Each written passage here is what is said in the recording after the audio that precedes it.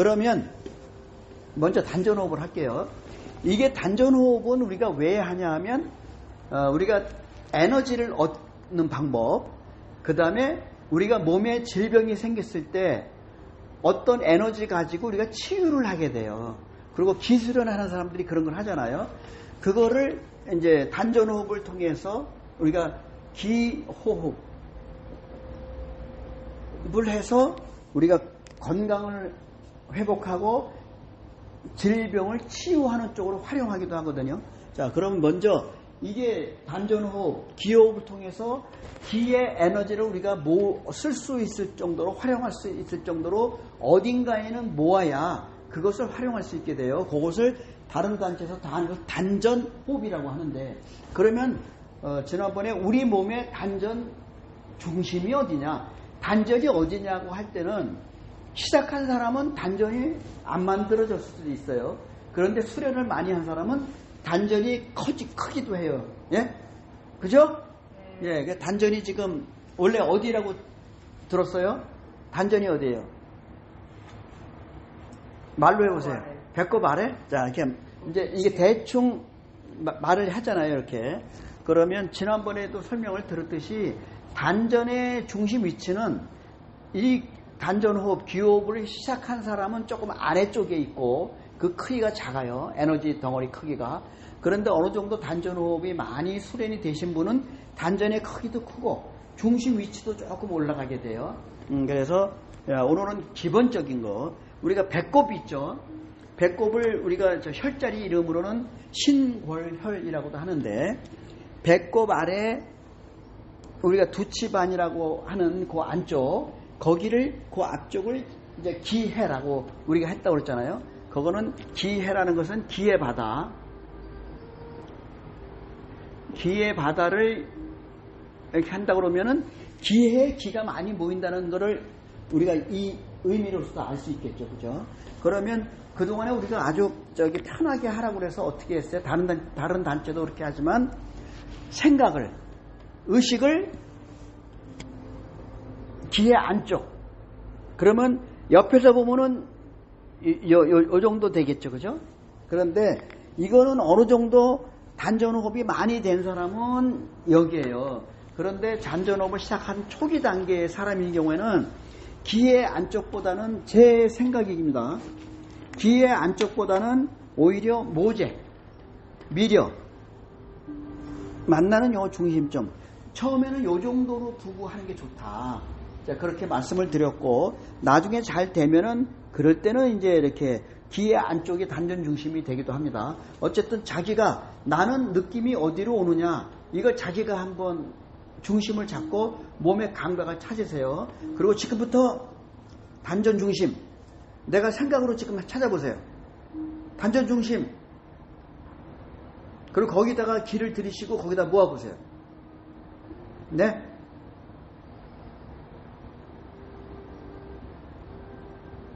단전 중심. 거기다 기를 쭉 들이시고 거기다 모으고, 들이시고 모아서 일단은 내 몸에서 감각이 생겨야 돼요. 그리고 감각을 지금 여기 이렇게 와서 강의 들으면서 찾기가 만만치 않아요. 그러니까 늘 집에 가면서 또는 집에서 이걸 해봐야 돼. 그러면 제가 해봤더니요 이렇던데요, 이게 맞나요? 라고 물어보기도 하고, 저는 해봤는데 얘기해 주신 대로 해보니까 잘 안 되는 것 같아요. 그런 얘기를 해줘야, 서로 얘기를 주고받아야, 그래야 그것이 실제로 되는 거예요. 됩니까? 느낌이 돼요? 계속 좀 해봐야 될 것 같습니다. 네. 그래서 단전 중심에 이제 지금 여러분들이 어느 정도 됐다 그러면 좀 더 깊은 얘기를 할 텐데, 아직은 저 초기 단계이기 때문에 제가 이런 일반적인 요 정도의 얘기만 그냥 합니다. 그러니까 단전 중심에 내 생각을 두고 거기로 호흡을 할 때 기가 들어온다.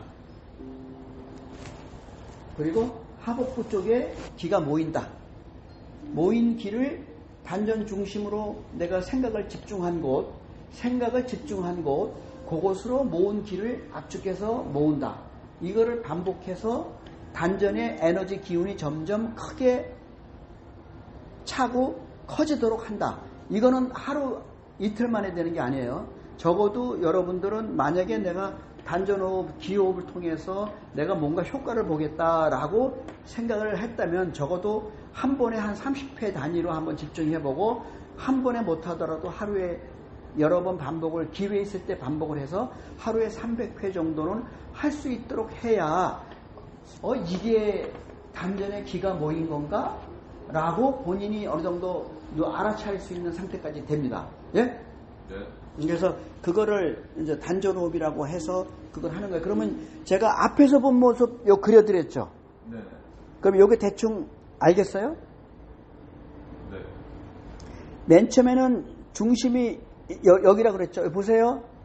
맨 처음에는 약간 요 모제 안쪽, 미려 안쪽 요 정도, 그러니까 약간 그 하복부 쪽을 기를 모으는 중심점으로 보고 점점 이것이 키워지면은 요런 식으로, 요 보세요. 네? 요런 식으로 이렇게 점점 커집니다. 이렇게 커지죠. 그러면 아까 중심보다 지금은 중심이 열이 바뀌었죠. 네. 그 드디어 기의 안쪽이 중심이 되죠. 네. 그러니까 이 정도로 단전호흡을 통해서 기를 모아서 어느 정도 커지면 그때는 오늘 요거 봤듯이 기의 안쪽이라는 말이 맞아요, 안 맞아요? 맞아요. 맞죠? 네. 근데 처음 시작할 때는 여기거든요, 사실은. 그래서 아래부터 기초부터 채워나가는 것이 좋다. 그래서 단전호흡을 할 때는 이런 앞에서 보면 이런 거예요. 그 옆에서 보면 이것도 좀 이해하죠? 옆에서 봤을 때 이해하겠어요? 네. 이것도 같이 그리면 이제 이런 식으로 이게 되는데, 이게 우리가 지난번에 회음호흡이라는 얘기를 했었고, 회음으로 기를 들이셔서 모으는 거를 회음호흡이라고 했고, 명문으로 들이시는 기를 호흡을 명문호흡이라는 말을 썼어요. 그죠?